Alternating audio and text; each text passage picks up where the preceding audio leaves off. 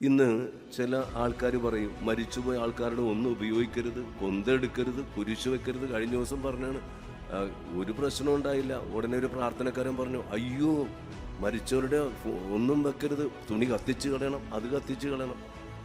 അയാൾ എന്നോട് പറഞ്ഞു, എൻ്റെ അച്ഛ അപ്പൻ്റെ കഴുത്തിലിട്ട് വെച്ചാൽ കൊന്ത മരിച്ചപ്പോൾ ഞാനെടുത്ത് എൻ്റെ കഴുത്തിലിട്ട് 30 വർഷമായിട്ട് എനിക്കൊരു പ്രശ്നമില്ല. ഇപ്പം ഇങ്ങനത്തെ സൂക്കേട് തുടങ്ങിയിട്ടുണ്ട്. അതായത് മരിച്ച ആൾക്കാരുടെയൊക്കെ വസ്ത്രം പാവങ്ങൾക്ക് കൊടുക്കാം. അത് അപ്പം ഞാൻ ചോദിച്ചു, ഗോൾഡാണെങ്കിൽ എന്ത് ചെയ്യും? അത് ഒരിക്കലും രണ്ടാമത് ഉപയോഗിക്കാം. എങ്ങനെയുണ്ട്? അപ്പം ഞാൻ അതുകൊണ്ട് തന്നെ ഒരു ഉദാഹരണം പറയാം. ഇപ്പോൾ അദ്ദേഹം 354 റോസറി പ്രദക്ഷിണം നടത്തിയിട്ടുണ്ട്. വരാപ്പുഴ അതിരൂപതയിലെ സാബുവിനെ കുറിച്ചാണ് ഞാൻ പറഞ്ഞത്. ഈ സാബു, എനിക്കറിയാം സാബുവിൻ്റെ അപ്പം മരിച്ചപ്പോൾ സാബുവിനെ ജപമാല പഠിപ്പിച്ചത് അപ്പനാണ്. ആ കുഴിമാടത്തിൽ വെക്കുന്നതിന് മുമ്പ് സാബു ആ കൊന്തെടുത്ത് അന്ന് തുടങ്ങിയതാണ് കൊന്തയുടെ കളക്ഷൻ. ഇപ്പോൾ സാബുവിൻ്റെ കയ്യിൽ 1,70,000 കൊന്തയുണ്ട്. 1,70,000 കൊന്തയാണ്. ഈ വല്ലാർപാടത്തും അദ്ദേഹം ഈ പ്രദർശനം നടത്തിയിട്ടുണ്ട്. 354 പ്രദക്ഷിണം നടത്തിയിട്ടുണ്ട്. 45 വർഷമായിട്ട് അദ്ദേഹം കളക്ട് ചെയ്യണതാണ് ലോകത്തിൻ്റെ വിവിധ ഭാഗങ്ങളിൽ. ഇപ്പോൾ അദ്ദേഹം ഉണ്ടാക്കിക്കൊണ്ടിരിക്കുന്ന റോസറി 1000 ബീഡ്സുള്ള ഒരു കൊന്ത എരമലൂരത്തെ മിണ്ടാമടത്തി കെട്ടിക്കൊണ്ടിരിക്കണതാണ്. ഒരു പക്ഷേ ലോകത്തിൽ അതുപോലത്തെ ഒരു കൊന്ത ഉണ്ടാക്കി കാണില്ല. അപ്പം ഞാൻ പറഞ്ഞു വെച്ചത്, നമ്മളൊക്കെ ഇപ്പം തിരുശേഷിപ്പെന്ന് പറഞ്ഞാൽ എന്താണ്? വിശുദ്ധന്മാർ ഉപയോഗിച്ചിരുന്ന വസ്ത്രം അല്ല, അതൊക്കെയല്ലേ തിരുശേഷിപ്പ്. അപ്പം വാസ്തവത്തിൽ ഞാനിങ്ങനെയാണ് ചിന്തിക്കണം, നമ്മുടെ അപ്പൻ്റെ കയ്യിലിരിക്കണ അവസാനത്തെ ആ കുരിശ് അതൊരു തിരുശേഷിപ്പല്ലേ? സഭ അദ്ദേഹത്തിന് വിശുദ്ധനായിട്ട് ഉയർത്തിയില്ലെങ്കിൽ അത് ഞാൻ സാധാരണ ഇപ്പം ഇന്ന് എൻ്റെ അമ്മായിയുടെ 7th ആണ്. ഞാൻ അമ്മായിയുടെ മൂത്ത മകൻ ആ കുരിശെടുത്ത് കൊടുത്തിട്ട് പറഞ്ഞു, മോനെ ഇത് സൂക്ഷിച്ചോട്ടാ, ഇത് കൃപയാണെന്ന് പറഞ്ഞു. അപ്പം ഓർക്ക് ഇങ്ങനെ തെറ്റിദ്ധാരണകളുണ്ട്. അത് മരിച്ചവരുടെ കയ്യിൽ കൊടുത്ത് കൊന്തെടുക്കാൻ പാടില്ല, കുരിശെടുക്കാൻ പാടില്ല, അത് ബുദ്ധിമുട്ടുണ്ടാകും. ഒരു ബുദ്ധിമുട്ടുണ്ടാകില്ല. അതൊക്കെ തിരുശേഷിപ്പായിട്ട് നമ്മൾ സ്വീകരിക്കണം. അങ്ങനെ സ്വീകരിച്ചതിൻ്റെ ഒരു സാക്ഷ്യമാണ് ഞാൻ പറഞ്ഞത്. ഈ ജപമാല പ്രദർശനം അദ്ദേഹം നടത്തുന്നു. 354 പ്രദർശനങ്ങൾ നടത്തി കഴിഞ്ഞു. ഇപ്പോഴും അത് തുടർന്നുകൊണ്ടിരിക്കുകയാണ്. അപ്പം ഓർക്കണം, ജപമാല തീർച്ചയായിട്ടും അനുഗ്രഹത്തിൻ്റെതായ നമ്മുടെ ജീവിതത്തെ സ്പർശിക്കുകയാണ്. സന്തോഷമുണ്ട്, പ്രകാശമുണ്ട്, ദുഃഖമുണ്ട്, മഹിമയുണ്ട്. ജപമാലയിലൂടെ ചോദിക്കുന്നത് എന്തും നമുക്ക് നൽകും. അതുകൊണ്ട് നമ്മുടെയൊക്കെ കുടുംബത്തിൽ ഇപ്പോൾ സീരിയൽ പ്രാർത്ഥനയാണ്, കുടുംബ പ്രാർത്ഥനയില്ല. അതും കുടുംബ പ്രാർത്ഥന ചൊല്ലുന്ന അമ്മയൊക്കെ നേരെയൊക്കെ കയർക്കുന്ന പിള്ളേരൊക്കെ ഉണ്ട്. എന്നാലും ഓർത്തു പോകണം, നമുക്ക് അമ്മിഞ്ഞപ്പാലിലൂടെ കിട്ടിയേക്കണ പൈതൃകമാണ്. അതിൻ്റെ ശക്തി അനുഭവിച്ച് തന്നെ നമ്മൾ അറിയണം. അപ്പം ജപമാല ജപിക്കുമ്പോൾ സ്വർഗം ജ്വലിക്കുന്നു. ജപമാല ദിവസവും ചൊല്ലുന്ന ആൾക്കാർ ഒരിക്കലും കുടുംബം വഴിപിഴച്ചു പോകില്ല എന്ന ചിന്തയും മനസ്സിൽ സൂക്ഷിച്ച്, ഓ ദിവ്യമാം സ്നേഹമേ, ഓ ദിവ്യകാരുണ്യമേ, എല്ലാവരും പാടിയേ, ഓ ദിവ്യമാം സ്നേഹമേ,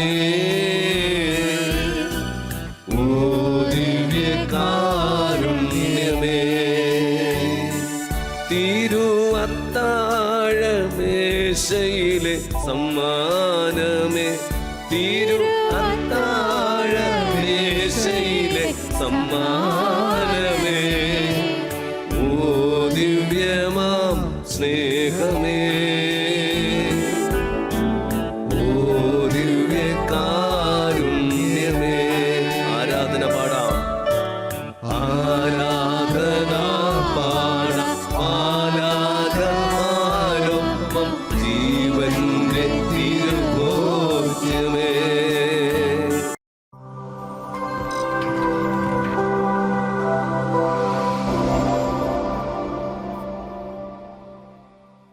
ഡൊമിനിക് എന്ന വാക്കിൻ്റെ അർത്ഥം ഞാൻ ദൈവത്തിൻ്റേതാണ്. ഈ വിശുദ്ധ ഡൊമിനിക്കാണ് സഭയിൽ ജപമാല ഭക്തി പ്രചരിപ്പിച്ചത്. സഭയിലുണ്ടായിരുന്ന പാഷണതയ്ക്കെതിരായി ജപമാലയിലൂടെ അതിനെ നേരിട്ട സഭ സ്ഥാപിച്ച ഡൊമിനിക്കൻ സഭ, ഓർഡർ ഓഫ് പ്രീച്ചേഴ്സ് എന്ന സഭ സ്ഥാപിച്ച വ്യക്തിയാണ്. നമ്മളിന്ന് ജപമാലയെക്കുറിച്ചാണ് അതുകൊണ്ട് ധ്യാനിക്കുവാനും പോകുന്നത്. നമ്മൾ വിശുദ്ധ ഗ്രന്ഥം വായിക്കുമ്പോൾ യോഹന്നാൻ്റെ സുവിശേഷം 3:16-17 എല്ലാവർക്കും അറിയാം. ദൈവം തൻ്റെ ഏകജാതനെ നൽകുവാൻ തക്കവിധം ലോകത്തെ അത്രമാത്രം സ്നേഹിച്ചു. ദൈവം തൻ്റെ പുത്രനെ ലോകത്തിലേക്ക് അയച്ചത് ലോകത്തെ ശിക്ഷിക്കാനല്ല, പ്രത്യുത രക്ഷിക്കാനാണ്. ഈ ഒരു വചനം ഇന്നെല്ലാവരും ധ്യാനിക്കേണ്ടതാണ്. കാരണം പലപ്പോഴും പഴയ നിയമം എടുത്തുകൊണ്ട് ശാപത്തെക്കുറിച്ചും പൂർവികരുടെ ശാപത്തെക്കുറിച്ചൊക്കെ പറയുന്നൊരു ട്രെൻഡ് ഉള്ളപ്പോൾ ഓർക്കണം, നമ്മുടെ ദൈവം ശിക്ഷിക്കുന്നവനല്ല, രക്ഷിക്കുന്നവനാണ്. അതിനായിട്ടാണ് 7 കൂദാശകൾ സ്ഥാപിച്ചതും. ഓരോ കൂദാശയും എടുത്ത് ധ്യാനിച്ചാൽ രക്ഷിക്കുന്ന ദൈവത്തിൻ്റെ കൃപയെക്കുറിച്ച് നമുക്ക് ബോധ്യമാകും. അപ്പം ദൈവം നമുക്ക് ഈശോയെ നൽകി. ആ ഈശോ എന്താ നൽകിയത്? ലോക അവസാനം വരെ നമ്മളോടൊപ്പമാകാൻ അപ്പമായി. വലിയൊരു വെല്ലുവിളിയല്ലേ പരിശുദ്ധ കുർബാന? ഇന്ന് ആരും ഒപ്പമാകാൻ, അപ്പനോടൊപ്പമാകാൻ, അമ്മയോടൊപ്പമാവാൻ, ഭാര്യയോടൊപ്പമാവാൻ, കുടുംബത്തോടൊപ്പമാവാൻ തയ്യാറല്ല. ഹോമിനേഴ്സിനെ വെച്ചാണ് ഇപ്പോൾ എല്ലാ കാര്യവും ചെയ്തുകൊണ്ടിരിക്കുന്നത്. എന്നിട്ട് മരിച്ചു കഴിയുമ്പോൾ ഭയങ്കര ആഘോഷമാണ്. അതിനു മുമ്പ് തിരിഞ്ഞു നോക്കില്ല അപ്പനെ അമ്മേനെ.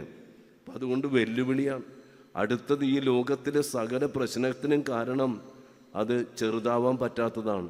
കുർബാന പഠിപ്പിക്കണത് എന്താണ്? നിന്റെ എല്ലാ പ്രശ്നങ്ങളും തീരും, നീ ചെറുതായാൽ മതി. വചനം മാംസം ധരിച്ചപ്പോൾ ഈശോ മനുഷ്യനായി, വചനം അപ്പം ധരിച്ചപ്പോൾ കുർബാനയായി. ഇത്ര ചെറുതാവാൻ എത്ര വളരെയണം, ഇത്ര സ്നേഹിക്കാൻ എന്തു വേണം? പിന്നെ കുരിശിൽ നിന്നും ഈശോ ഇതാ നിൻ്റെ അമ്മയെന്ന് പറഞ്ഞുകൊണ്ട് നമുക്കൊരു അമ്മയെ നൽകിയില്ലേ? പരിശുദ്ധ അമ്മ. ആ അമ്മയുടെ സന്നിധാനത്തിലേക്കല്ലേ നമ്മ വന്നിട്ടുള്ളത്. പിന്നെ ഇത് പരിശുദ്ധാത്മാവിൻ്റേത് ബസിലിക്കയാണ്, പരിശുദ്ധാത്മാവിനെ നൽകി. അപ്പോൾ വളരെ ക്ലിയറാണ് ബൈബിള്. ദൈവം യേശുവിനെ നൽകി. യേശു നമുക്ക് ലോകാവസാനം വരെ ആയിരിക്കുവാൻ കുർബാന, പരിശുദ്ധ അമ്മ നമ്മെ നയിക്കാൻ പരിശുദ്ധാത്മാവിനെ നൽകി. ഈശോ ദൗത്യം പൂർത്തിയാക്കി സ്വർഗാരോഹണം ചെയ്തു. പിന്നീട് മാതാവ് എന്താ ചെയ്തത്? ഈശോ പറഞ്ഞ അവസാനത്തെ വചനത്തെ ചുവട് പിടിച്ചാണ് സഭയുടെ യാത്ര. അപ്പോസ്തല പ്രവർത്തനം 1:4. പരിശുദ്ധാത്മാവിനെ സ്വീകരിക്കാതെ ജെറൂസലേം വിട്ട് പോകരുത്. ജെറൂസലേം വിട്ടു പോവുകയാണ്, പ്രതീക്ഷ വിട്ടു പോവുകയാണ്. അവരെ വിളിച്ചുകൂട്ടി. എവിടെ? ബലിയർപ്പിച്ച അതേ മുറിയിലാണ്. അതാണ് അപ്പർ റൂം, അതാണ് സെഹിയോൻ മാളികമുകൾ. അവിടെ നൊവേന ആരംഭിച്ചു. നൊവേനയുടെ ക്ലൈമാക്സിൽ വാഗ്ദാനം ചെയ്യപ്പെട്ട പരിശുദ്ധാത്മാവ് തീനാവിൻ രൂപത്തിലേക്ക് അവരിലേക്ക് എഴുന്നള്ളി വന്നു. സഭ ഉദ്ഘാടനം ചെയ്യപ്പെട്ടു. പിന്നീട് മാതാവിനെ ഉടലോടെ സ്വർഗത്തിലേക്ക് എടുത്തു. അതിനുശേഷം മാതാവ് കാലാകാലങ്ങളിൽ പ്രത്യക്ഷപ്പെടുകയാണ്.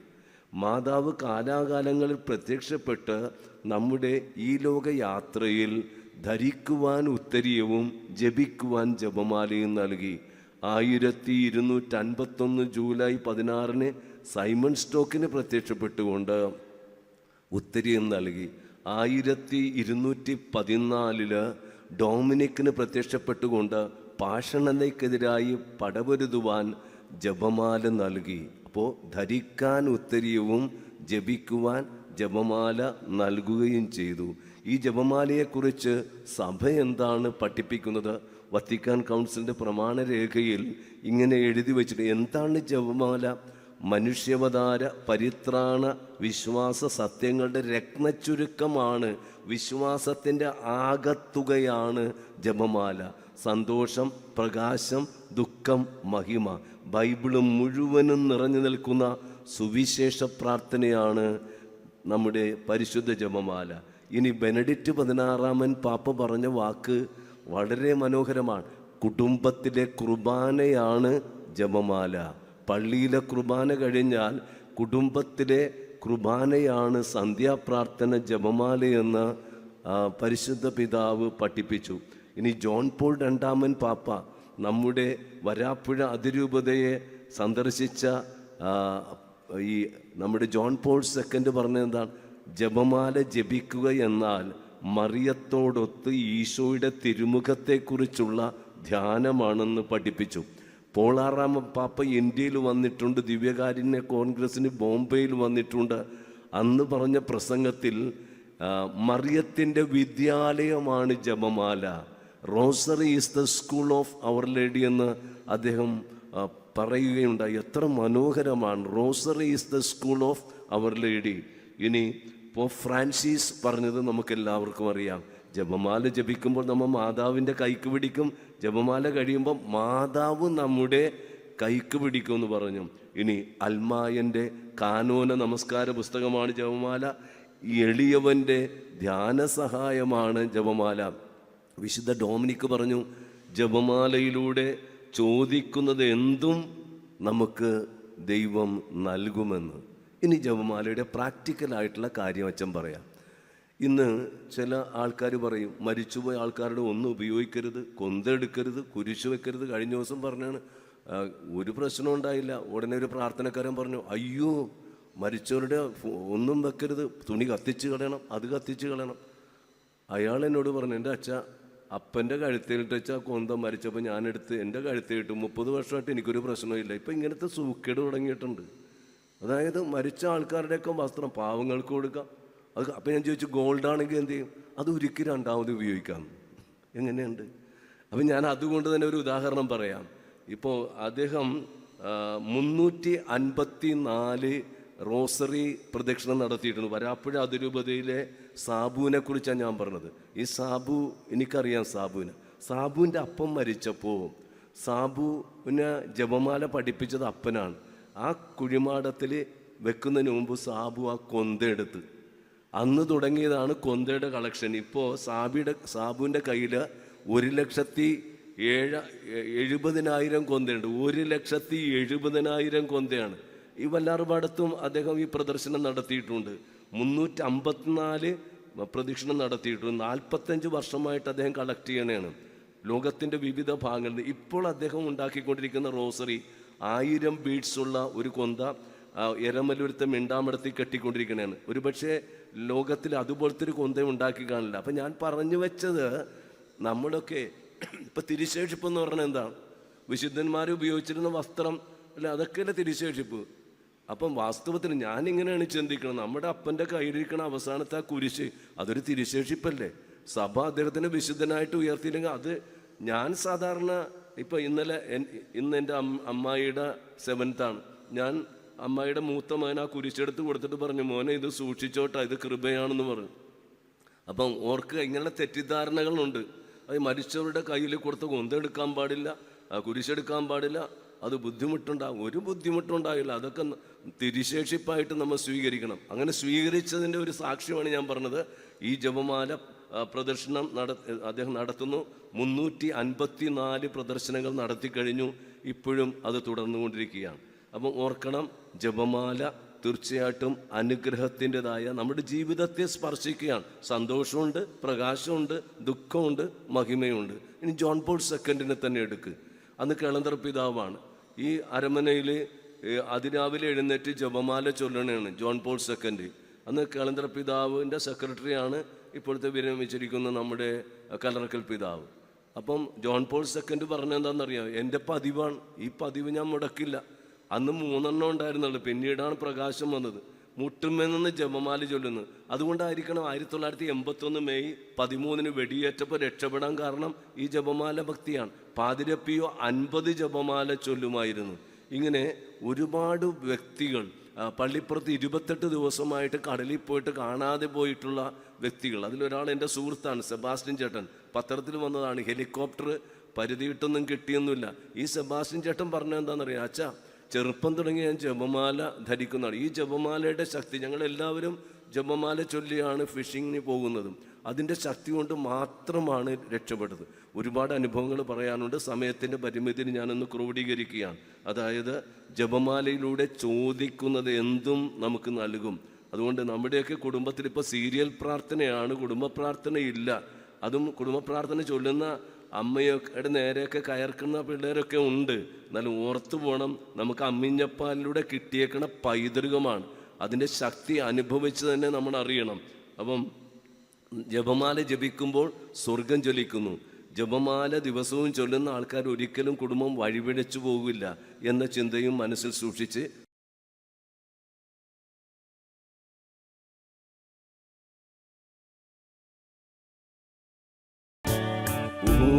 ദിവ്യമാം സ്നേഹമേ